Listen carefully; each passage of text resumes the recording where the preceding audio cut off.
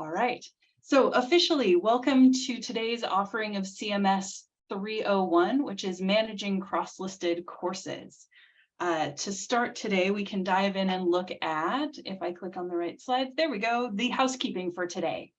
So we are going to be recording and have started recording this session, so that is in progress. We will be posting a link to this or one of the other CMS 301 trainings onto Inside Student Services, as well as a copy of the slide deck. Inside Student Services is a little under construction right now, so we can't currently add things, but as soon as we hear from the UXDS team that we can start adding things again, we will do that. But these resources will be available on Inside Student Services.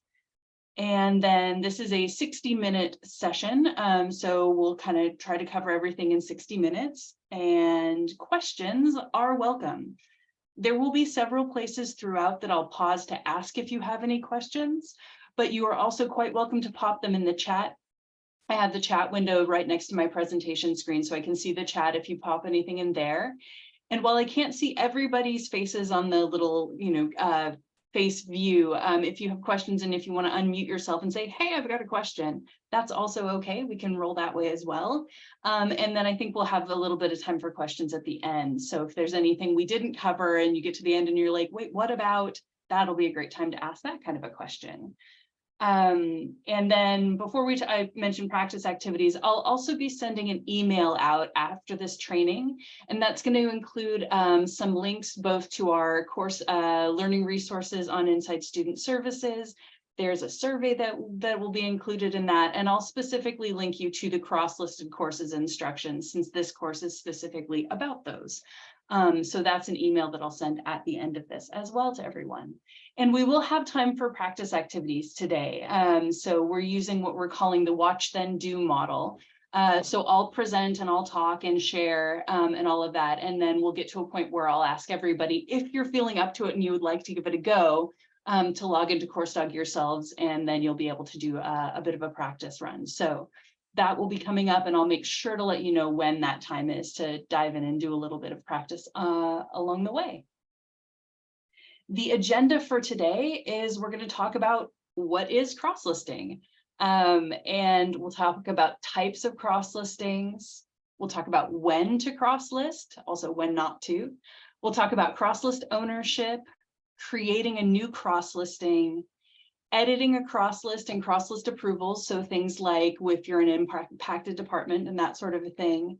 And we'll also talk about the end of a cross-list, and that can be either inactivating the whole thing, or if you ever have a situation where you just want to inactivate part of a cross-list, we can talk a little bit about that as well. So before I dive in, any questions to get going? We're good? Okay. So to begin with, we've got a little bit of a check-in. So I'll launch a poll in just a minute, but I'll walk you through the options. So we just want to get a kind of sense of where everybody is coming into class today. So option A is I'm brand new to my role and have never managed courses before.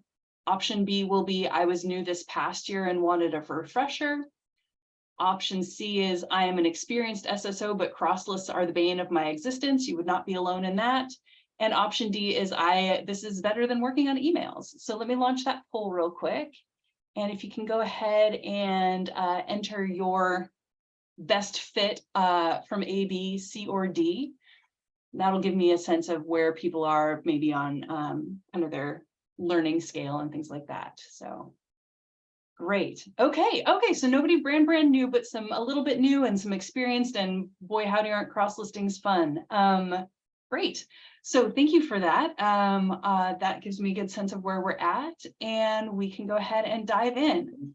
So to start, just as a kind of big picture overview, we talk about there being 4 pillars of curriculum management, those being program management, course management, schedule management, and class enrollment management. And today, as part of cross-listings, we are talking about course management specifically.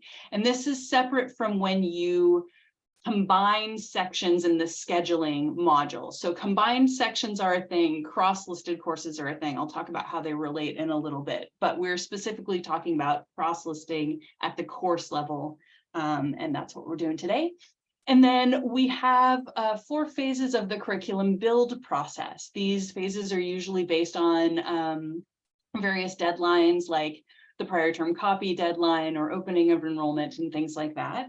And we're currently in phase 1 for both courses and programs, but for today's purposes, we're in phase 1 for course maintenance. That means that the deadline that we're coming up against is the prior term copy deadline. That is this Friday, May 12th. By 5 p.m. I will process course forms after 5 p.m. on Friday, but if you can get them in by 5 p.m. on Friday, that saves me working extra late on Friday. So that is for prior term copy. That is your first run at getting your courses set up for next year. That is not your only chance to do things for your courses for next year.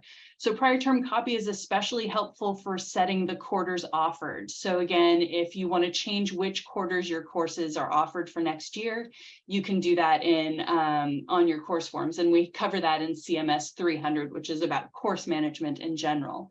But know that you've got this Friday, May 12th deadline for prior term copy. And then once prior term copy is run, you can continue to make edits to your courses throughout the year. So usually with that deadline coming up against opening of enrollment being the other hard deadline for course changes. But that's where we are. And then we can go ahead and talk about, or any questions about where we are in the phases or about the deadline coming up on Friday. Okie dokie. So what is a cross-listing? Great question. A cross-listing is a course with multiple offerings. So an offering is defined as like an alternate subject code and or catalog number listing. And it could be in a different student career, a different department, or both. And so you could think about having an undergrad and a grad section within or offering within the same subject code, or you could have things that go across subject codes and things like that. And it's different from combined sections. So when we talk about a cross-listed course, when we say course, we mean sort of the core level information. That's the title, the description, units, component types, grading bases, that sort of a thing. A course can be standalone or a course can be cross-listed. And if a course is cross-listed, each piece of it is called an offering. So the whole bundle is the course, and then the individual sort of subject code, catalog number pieces that are a part of it are the offerings. So they are all the course, and each piece is an offering. And a cross-listed course is different than the combined sections. Cross-listed courses are the most common thing to have combined sections because, again, it's the same thing, but you have like maybe an undergrad and a grad, or you have an anthropology and a history or something like that. But when we talk about combined sections, we're talking about doing the scheduling in the scheduling module and saying that this section and this section will meet on the same days and times with the same instructor in the same room. So people usually do that with their cross-listed courses, but they're not the exact same thing. So cross-listed course is its own sort of entity. Any questions about cross-listing as a concept and that versus combined sections? Okay. So then cross-listing key points. We have some do's and do nots. So for cross-listing, they do represent a collaborative effort across departments to support a course if you have a cross-departmental cross-listing. So again, the idea is that if you've got multiple departments, everybody's sort of committed to the maintenance of the course. They do represent a course with an undergraduate and a graduate offering within the same department. So again, you can be in the same department, undergrad, grad, or you can be across departments or some combination of those things. And they will have the same title, the same descriptions, units, grading bases, and components. And I'll do a demonstration in a little bit, and I'll show you the fields that are the same, and then the few fields that are unique to each offering. But the core information for cross-listed courses is the same. And while I'll mention this in a little bit, that does mean that if you are putting in proposals for cross-listed courses, if you're changing any of the common elements, you only need to do one proposal per cross-listed course for the common elements, because it will update all the offerings once the proposal is approved. And I'll come back to that, but that seemed worth mentioning up top as well. Cross-listed courses do not have a primary owner. Each department signing on to a cross list is taking some part in the responsibility of its maintenance. So we do know that there are often things related to funding or who's instructing the course, and that may at a department level be something that you talk about related to who owns the course, if it's about funding or who's teaching it, that sort of a thing. But in our system, and for us in the curriculum management side of things, we consider cross-listed courses, each offering is equal to the other, and we don't see one as being owned or not.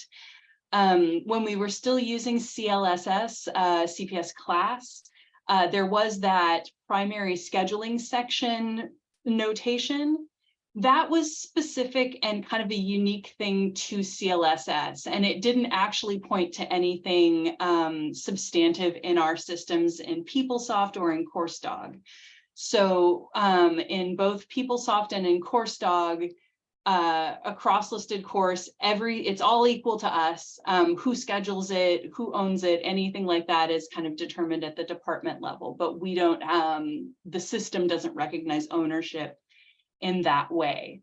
So that's a really common question. And then they do not have— Hillary, yes. Sorry, can I just interrupt right there? So this causes, this whole not having a primary owner, really causes a lot of confusion, I think, in department land, and whether or not it's true that, you know, anything cross-listed is supposed to be, you know, each department's offering they have to have some responsibility. I don't think that's true. That's not true in my experience anyway. I wonder if moving forward, regardless of what the system recognizes and regardless of what the official word on the street is with the registrar's office, I wonder if we could have some language that we can use, that may be the unofficial language, but we can use those words and everyone will know we mean, hey, we own this course, we'll take care of it. Yeah, so I think, so sometimes one of the questions we get is, how do we determine who that is? And that seems to depend, again, sometimes it seems to be who has the funding. Sometimes that seems to be who, especially if there's a single instructor and they belong to a particular department, then often it's the people who have the instructor who are the managers of the cross list. So you could talk about being the manager of it. You could talk about, and to be the scheduler would be limiting because that doesn't include making the course changes. So you could talk about who's managing it in terms of keeping track of making edits to it, scheduling, that kind of a thing. That might be a way to talk about it without using the word ownership, but still having a way to identify, hey, of the three of us who have offerings, which one of us is going to do the thing? It'd be great if we could come up with a campus-wide agreed upon terminology. I like the manager thing.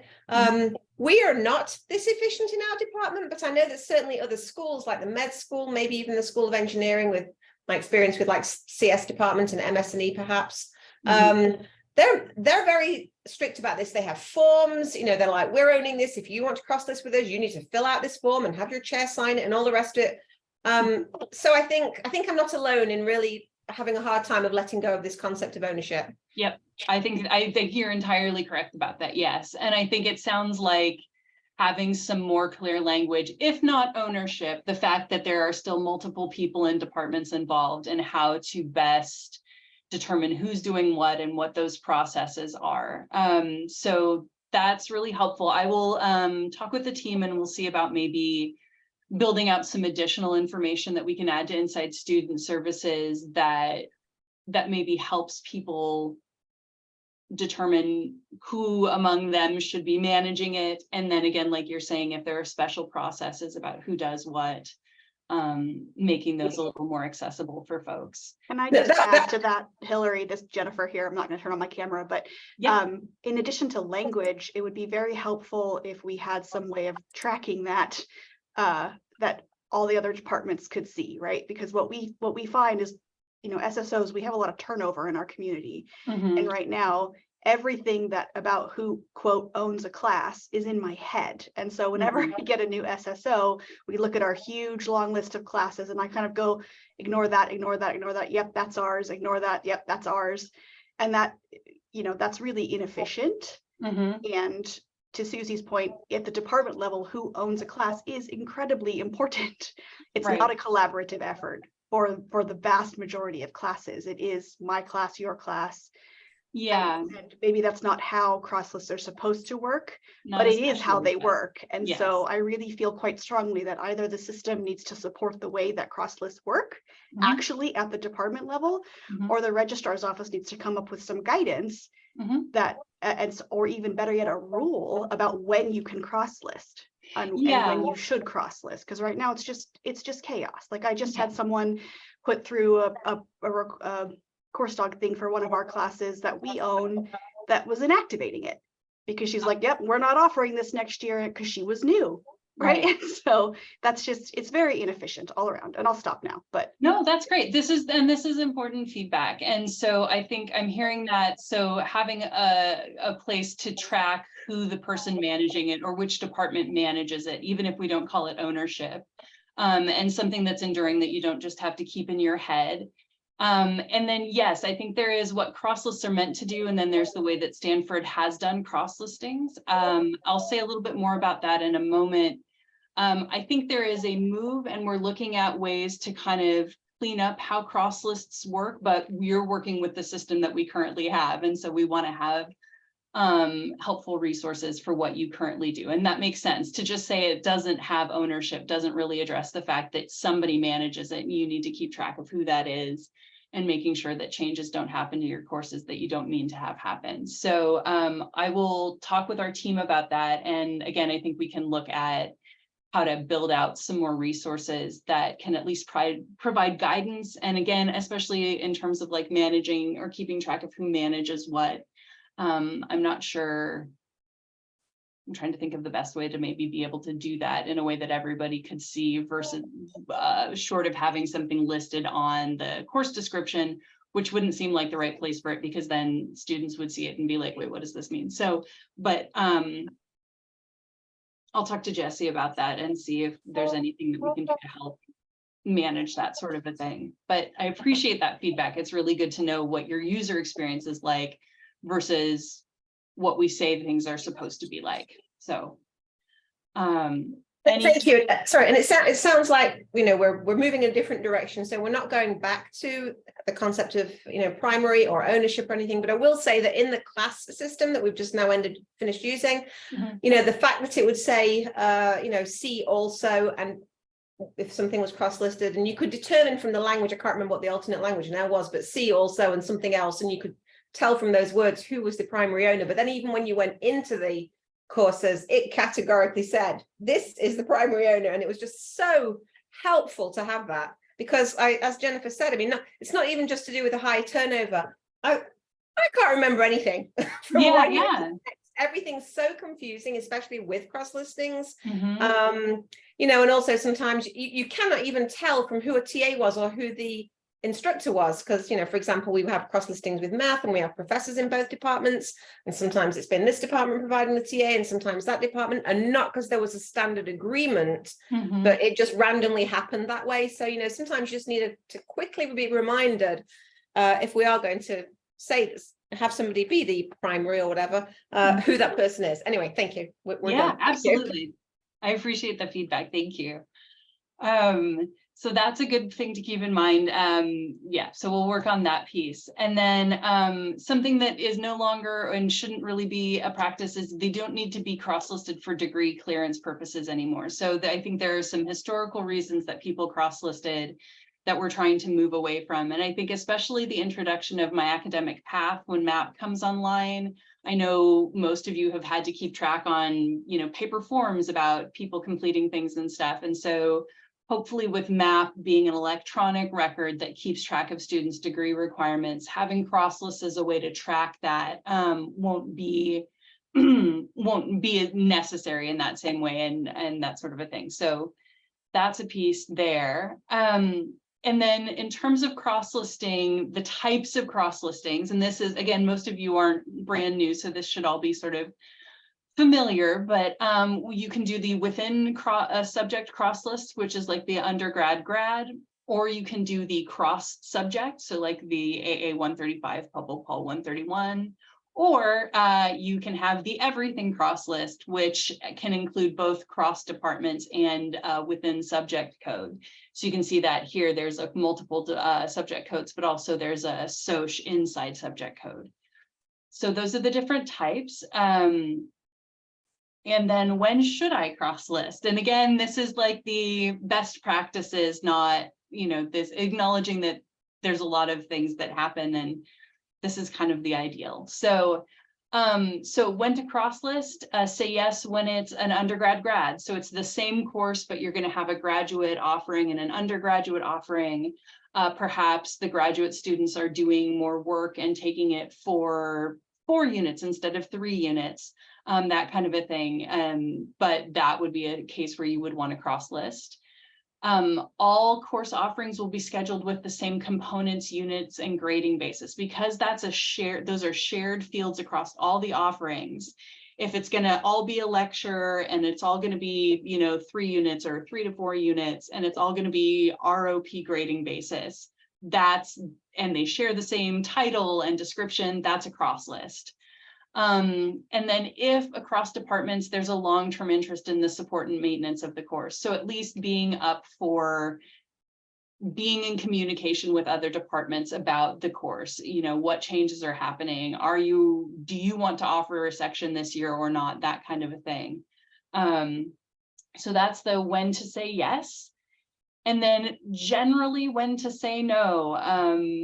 The idea is that if the purpose is to increase enrollment or to track it for degree clearance, knowing that that's been a practice, but that's not a best practice. That's not sort of the purpose of the cross list. It's really if there's a reason for there to be multiple of the exact same course, so multiple offerings.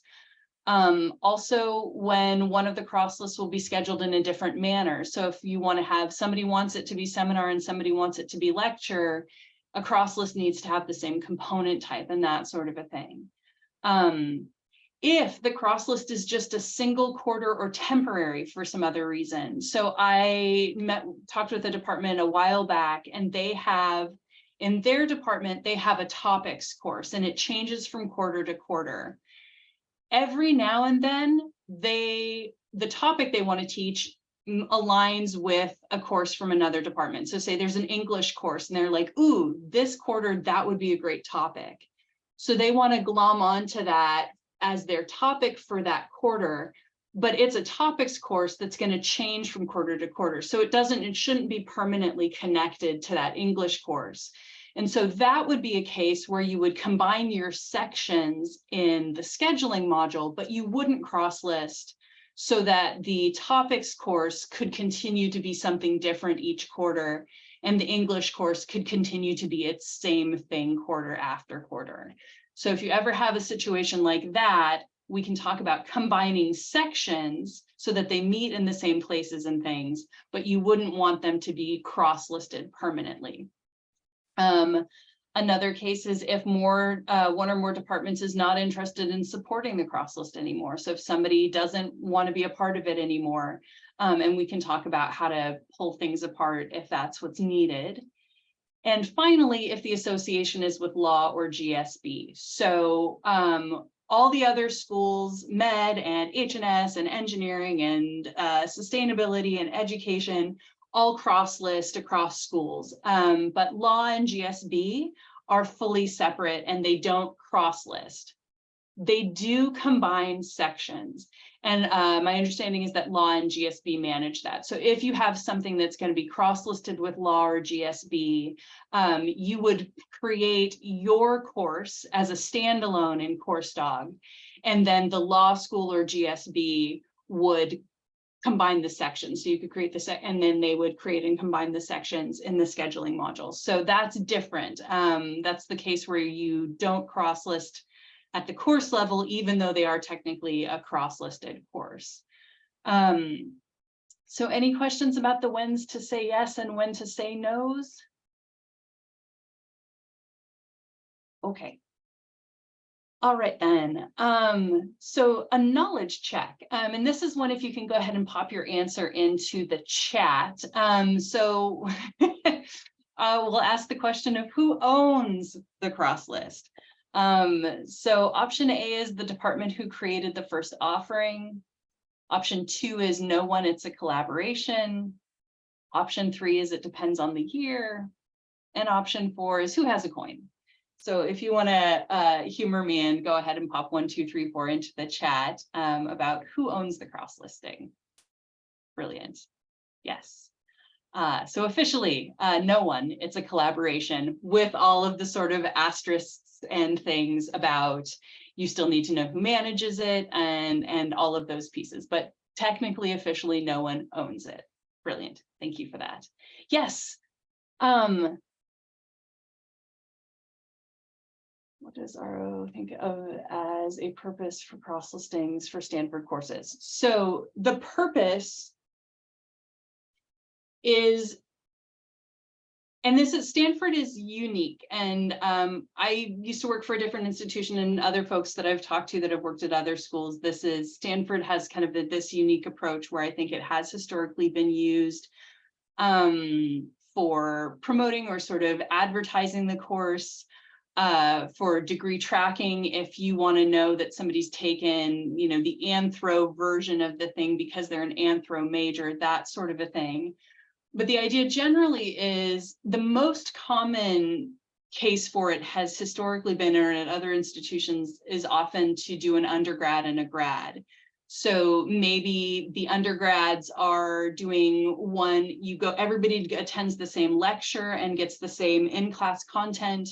And then maybe graduate students are doing more advanced reading or are doing a different kind of project at the end, or something that differentiates it from what the undergrads are doing, but they're still all going to the same course and still all learning the same in-class material and that sort of thing. And so there's a reason to have a grad version and an undergrad version, because it may be in terms of what students are working on, or if they're doing any more advanced learning and that sort of a thing. Cross departments, it's hard to say but I think ideally a cross department would be if there's really a collaboration. Maybe it's co-taught by instructors from 2 different departments, and it makes sense to have it be a chemistry and a biology because you have faculty from each department and they're collaborating on the course, they kind of design it together, they teach it together. That kind of a thing would be a case for kind of a classical cross-departmental cross list, is if there really is that spirit of collaboration of we are in this together versus we offer this and there are these additional offerings, but there's a single department's faculty and that kind of a thing. So that might be, I think that would be kind of what the standard idea of, or like the best practices classically for a cross list. Does that? Driven. Yeah, thanks, Hillary. That's helpful. Yeah. Okay. Wonderful. Oh, good. Okay. Great. All right. So any other questions before we dive into the next piece? Okay. So next up, we've got the how-to cross list. So I am going to check my notes here and make sure I'm doing all the things. What is types of how-to? So how-to cross list. Again, it sounds like nobody's new, but this might be a good walkthrough and just kind of some reminders, best tips, all that sort of a thing. So to cross list, we would be going to the curriculum management module. There's the scheduling where you do your scheduling of sections, the catalog, which has your departmental overviews, and then curriculum, which has both your courses and then your degree programs as they appear in the bulletin. So we would go into curriculum, and then you would come to your curriculum management landing page, which I think is probably familiar to everybody. But you've got your curriculum management menu on the left-hand side, your actions menu on the right, and your to-do list in the middle if you have any to-dos. And so that would be done via courses. And I am going to go ahead and give you a demo. So I'm going to log into Coursedog and I'll walk through cross-listing a course and kind of talk about the pieces of that along the way. My video slowed down a little bit. I might turn my camera off for this just so I'm not out of sync with my voice and my face. Can people still see this okay? DNA? Okay. So what we've got here is, I'm my face back. This is weird. Okay. So what I'm going to do is I'm going to kind of do a little walkthrough. So of creating a new cross list. So I'm going to come here and I'm going to go to my curriculum module. And if ever you're anywhere else in Coursedog, you can also, of course, use the 9 key to get between modules. But I'll go to curriculum. And you can see with prior term copy coming, I have lots of to-dos. And I'm going to go to courses on the left-hand side. And if I'm creating something brand new, I'm going to propose a new course. So I'm going to click on propose a new course and choose the one option that I have is to create a new course / cross listing. It's the same form of course. It's just what you do with it. And this is a good point to mention that you can only cross list when creating something new. So courses have something we call a course ID, which is a unique identifier per course. And so every offering on a cross list, they all share that course ID. So if you create a course and it gets a course ID, the next time that you can, and then you have like say another course and it has a course ID, you can't smush them together once they've both been created because they have different course IDs. If ever you accidentally create something separately that should have been cross-listed, reach out to me or to Reg Courses and we can kind of help reconfigure things. It would essentially involve inactivating one and then creating it as a new offering on the other course. But cross-lists always have to happen with new things. So you can create 2 new things and cross-list them together so that they'll share the same course ID. Or you can have an existing thing and add a cross-list offering to it that's new, but it always has to be something new is what kind of creates that association. So if I was starting from scratch, or say I wanted to cross-list to an existing course. So if I was starting from scratch, I would need to enter in everything from scratch, but you have the options up here to copy from a proposal or to copy from a course. So if I was creating an undergrad section and a grad, I could start by creating the undergrad section, submit my proposal, and then I could do copy from proposal, and then I could create my grad section, having pulled over most of that course data. Same goes to copy from a course. So I'll do that here just to kind of demonstrate what that looks like. So you would click copy from a course, and then you would THRO 12 start typing in your subject code and catalog number. And I did this, so we'll do Anthro 120 just as a, and I'll write it down so I remember which one it is. Anthro 120. So I won't actually make this happen, but just to kind of demonstrate. So you pick what you want to copy from, do copy course, and then you'll see that most of the course information has copied over. A couple of things to note, and this is the things that are unique to each offering. That is the subject code, the catalog number, the student career, so that's undergrad, grad, med, and then at the very bottom, you have the school unit and the department. So those fields are unique to each offering. And if you're ever making changes to any of those fields, that's just affecting that one offering versus title, description, units, components, that sort of a thing.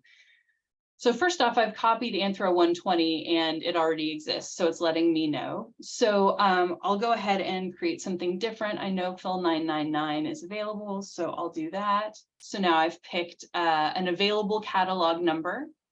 And I will say I want it to be graduate, so I'll change that to graduate, and then I'll come back to the cross-listing piece. But the next thing I want to do is make sure I fill in these last pieces here. So philosophy is with an H&S, so I will start typing that in, and I'll choose H&S, and then philosophy is philosophy. So always make sure to choose the school unit and department that match the subject code of the offering you're creating. So if you're cross-listing across schools or across subject codes, making sure that you pick the school and unit and then department that match the subject code you're creating if they're different from what you copied from. So that's important to keep in mind. And then I'll want to make sure to set this for autumn 23-24. All new courses, cross-listed or not, need to have an autumn effective term. That doesn't mean they can only be scheduled in autumn. That just means that that's noting the very first quarter in which the course could be scheduled. So always set it to autumn of the year or the upcoming year when you're creating something new. And then if I wanted to set my quarters offered, I could say maybe I want to offer it in autumn and spring. So now I've picked out all of the pieces that I want, and I want to keep the rest the same. This is where I would go ahead and do the cross list part. So here I would click into the cross-listed courses field. Now, if a course is a standalone to start out with, you would be creating a new cross list. You'd be creating the first combined piece of that. Versus if you're adding to a course that already has multiple offerings on it. And I believe Anthro 120 has multiple offerings. So I'm going to take my chances here and type in Anthro, ANTHRO 120. And I will wait for it to search. Beep, beep, beep. Nope. Okay, so this one isn't. And that's always, you can find out if it is or isn't cross-listed by trying one. And if it doesn't show up, try the other. So ANTHRO 120, and this isn't what I copied from. That's okay. We'll take this one. So and you'll get this little pop-up that says different effective date. And that just means that the last time this course was updated was prior to autumn 23-24. So it's just going to pull the date forward for everything. And there you go. And so once you see that blue link, if it's cross-listing to an existing course, or it would be mustard yellow if you're cross-listing at a proposal and a proposal, that's how you know that you've successfully added that association. And you want to make sure you've got that there before you submit your course form. I do check for all new courses. I check the long title to see if there's a matching long title elsewhere. So I'll reach out if I think maybe it was supposed to be cross-listed, but best practice is to make sure you get that set up before you submit your proposal. So any other notes that I want to say before we dive in? Oh, I'm going to do all the things and then we're going to do a practice. So and then I hope everybody remembers that you've got your drafts. So as you're making changes, things are auto saving, and then you can always go to your drafts to continue working on what you're working on. And then when you do submit proposal, I'll do this and then I'll delete it since this isn't real. And I'll actually add a note in here that this is just a test. So I'm going to submit the proposal just for the sake of showing this to everybody. So I've submitted the proposal and it's gone off into the workflow. Cross-listed courses have an additional step. They don't just come to our team directly. They go to the impacted department step. And that is so that anybody who has an offering on the cross list gets a notification so that they can review it and either approve it or send it back to the requester and say, you know, I think as I think Jennifer, you maybe mentioned, right? We're not inactivating this course. You know, this is still active. Please don't inactivate it, right? So that's those chances to catch if somebody's making a change to something that you have an offering on. You can check where something is in the workflow by going to your proposal. And on the proposal toolbox, you've got the 4 circles for cross-listed courses, the first being you, the author, and then the second being the impacted departments. And if you click on this status pending over here on the right-hand side, you'll get a pop-up and it'll tell you who the approvers are for each department. Since this is just anthropology, we just have the 3 folks who are set up as approvers for anthro. For any department or any subject code here, only one person needs to approve for that step to be taken care of for that department. So only one of these 3 folks would need to approve for this step to be considered complete. So you don't have to have everybody who's an approver, just one person from your set of approvers. If you've submitted a proposal and it's been more than a couple of work days and it's still hanging out at the impacted department step, you can find out with whom it is hanging out, and you can send those folks an email and just say, hey, we've got this proposal for X course, awaiting your review, and you could just ask them to take a look at that and process that through.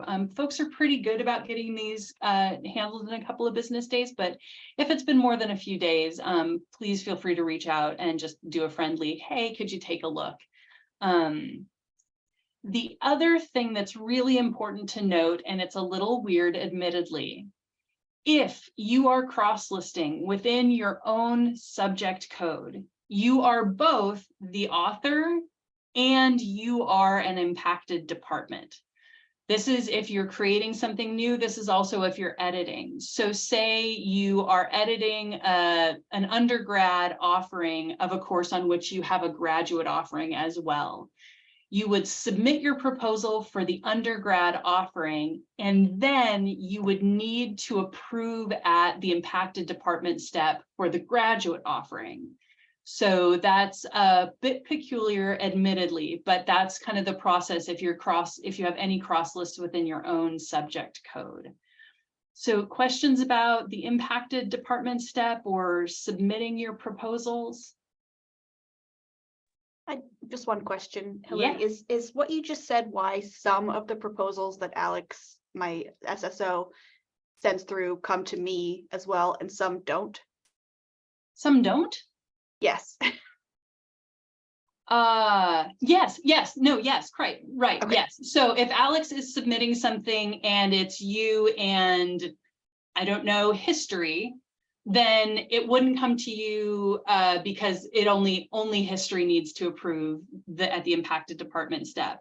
But if it's 2 things within your own subject code, then either you or Alex could approve it at that second step. Usually it's the person who creates it who can just quickly approve at the next step, but that's why you would sometimes get those and sometimes not. Gotcha. And how would we check the status of all of our proposals en masse instead of having to go into each one? Is there a way? That's a good question. Let me delete this one real quick using my special powers so that Anthro doesn't wait, what is this? Which takes me to the proposals landing page. So I check based on votes required, which I think, and I don't see this from the department perspective, but you may also, it would make sense for you to also have a votes required because you would need to vote. Yeah, mine says votes required 0, but we still have lots of, because I've done everything I needed to do, but we're still waiting for a lot of other departments to do stuff. Okay. Assigned to me. What about assigned to me?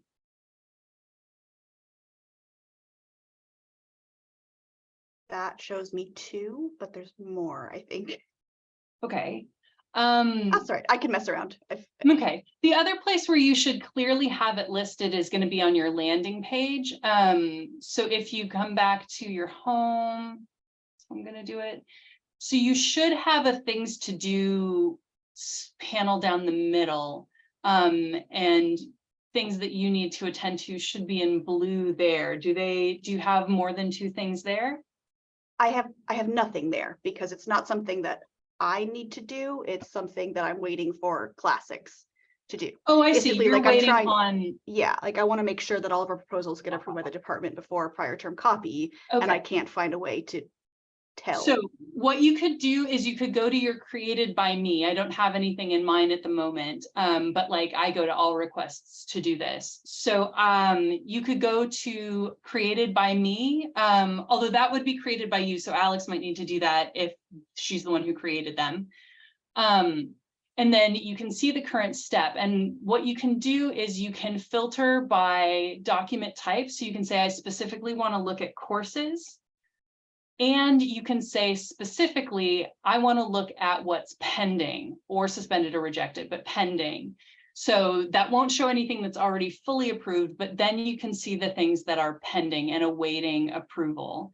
And then you can kind of scroll down and see at a glance which things are, you know, pending and still awaiting an impacted department approval, that sort of a thing. So you can use that kind of filtering functionality for things that you created. Again, I don't have any, but I have lots of all requests. But filter for document type course, and then filter for status, pending, suspended, rejected. And that should show you things that you created and where they are in the workflow. Perfect. Thank you. Yeah. Cool. Any other questions about the impacted department piece? Doing that stuff? Okie dokie. I'm going to talk about uncrosslisting, and then we've got, if everybody would like to try, it sounds like everybody's done this before, but if you want to give it a go, we'll have some time to practice. So say you are done with your crosslisting. So there are two things you can do. You can inactivate the whole thing. So say you've got history 205 and 305, and it's never going to be offered again. You would go to your course and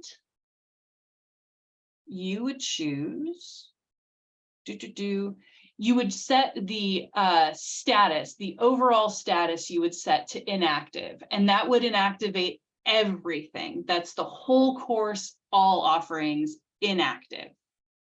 So that's kind of the classic way to do that. You'll see that there is this course offering status field here, and it's not filled in on AA100, but for cross-listed courses, that also would say active, inactive. It's not a field that departments can edit right now, but that's something that we can do on our team. Jessica Gowdy does it for med school. I do it for our team. So say you are no longer going to have an offering on the cross list. The rest of the course is going to continue existing, but say you don't have a faculty teaching it anymore, or for whatever reason, you don't want to be a part of the cross list anymore. Best way to do that is actually to really just email me usually, but you could email me or Reg Courses, or you could submit a course form with no changes and a note. I prefer getting an email, or I prefer getting an email for that kind of a thing, because it's something I need to work on the back end. And then every now and again, maybe somebody accidentally says to inactivate the whole thing and they just mean their thing. And so having like an email communication just makes it easier to go through. And then what I would do, or what Jessica does for the med school, is we have a process that we can go through to inactivate just an offering from the course, so that for future quarters, the rest of the course will continue on, but your offering will drop off moving forward. So if ever that is a thing that you need to do, please, for non-med courses, you can email me directly, or you could email Reg Courses, but I'm the one who does it, so you can just email me. And then for med school, you can email med registrar, and one or the other of us can help with that process. So any questions about uncrosslisting? Okie dokie. So we've got a little less than 10 minutes left, and the practice that we were going to do would be practicing creating a cross list. Is that something folks want to practice? Or maybe like a yes or a no in the chat or something like that.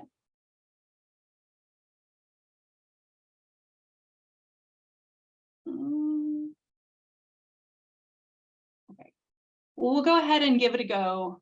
Okay.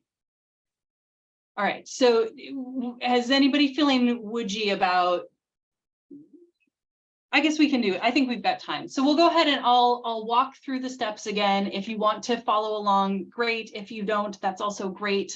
So what I'd have you do, if you'd like to follow along, is to go to your courses.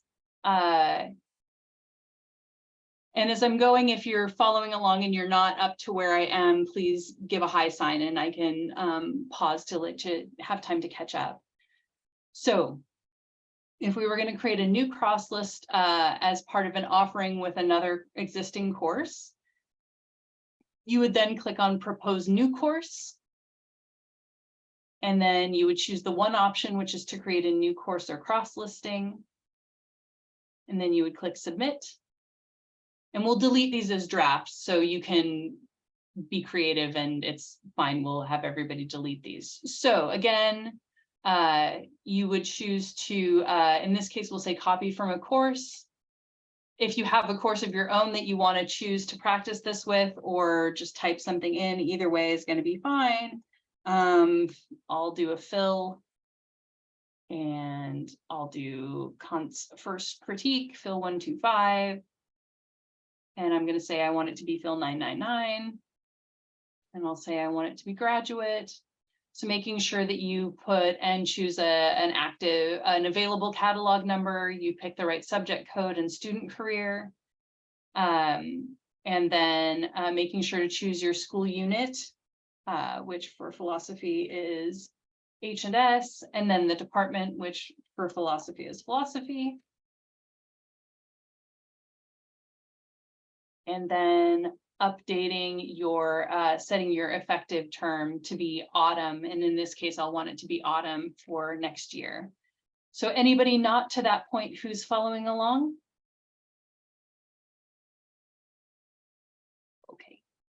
So then you could go then to the cross-listed courses field and click there. I'm not sure about fill 125, so I'm going to take a chance that it's not currently cross-listed. I will probably be wrong. But I'll start typing in fill 125. And should have gone the other way. Oh, nope. Okay, so this one already is cross-listed. So I'll choose the other option and I'll do fill 125, 125. And there it is. And it's cross-listed with 225. So then I'll click save, and you'll see here, this is a course that already has 2 offerings on it. So it would be cross-listing to both, and they would all share one course ID. Actually, as of today, Jesse has added that. You won't be able to see it here, but Jesse's added so you can see the course ID on your course pages now. That was not visible. And then we decided that might be helpful for folks to still have access to. So once you do that, if you were doing this for real, you would click submit proposal. But for draft management's sake, if you're still following along, go ahead and go to your drafts. And then you can click on your proposal, or you could have just done it from your proposal form, and then just click delete proposal, since we don't actually want your practice one to go into the workflow. So go ahead and do delete proposal. And it says, are you sure? And I sure am. And away it goes. So I will pop out of this part. Any questions on that practice piece? Did that not go well for anybody? Okay.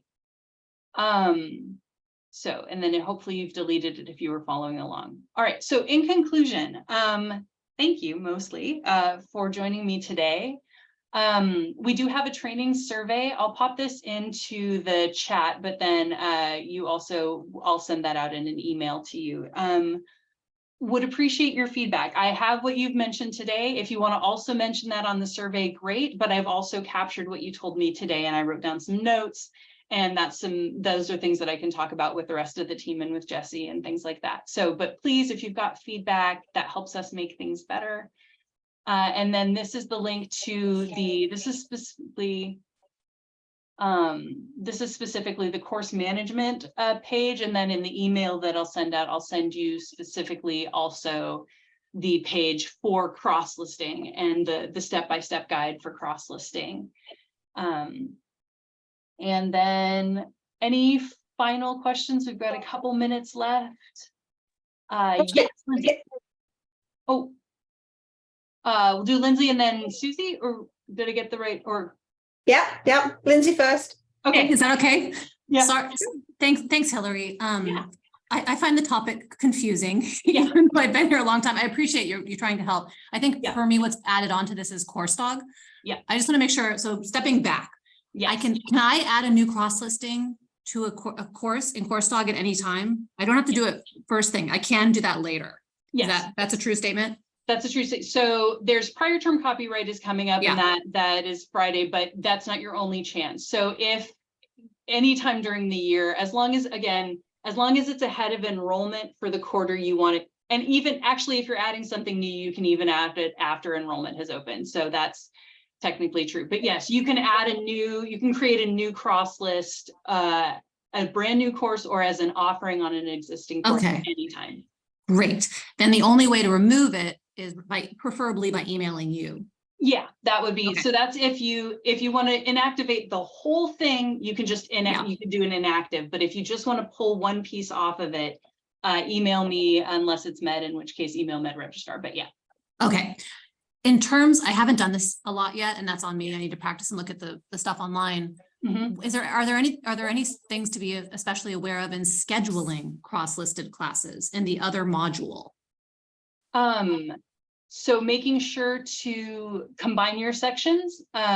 So if you know we are offering now, fun fact, you don't have to schedule every offering. So say for some reason you don't want to schedule your version of it or the undergrad or something, you don't have to schedule it every quarter. So you could just schedule one, or you could schedule all. But if you're going to have a section of every offering, you want to make sure you combine the sections in scheduling. Yeah. Okay. If for some reason a cross listing isn't activated for any given year, will a student still see it in like the course header in Explore Courses, even if it's not scheduled? So if a course is listed as active, if its status is active, it will show in Explore Courses, or as we transition to doing course stuff in Coursedog, it'll show there, but it won't show any scheduled sections. So students will be able to see the number and they'll see the description, but they can't see that it's scheduled in any given quarter. Okay, I've noticed that before, and I was thinking that was part of it. Okay. Yeah. Great, thank you. Brilliant. All right. Susie. Yeah, mine was just actually a general question about prior term copy, and I just wondered if you had a minute to stay after this to talk about that. Yeah, let me go ahead and I'll stop the recording, and then I can continue to take questions if folks have them.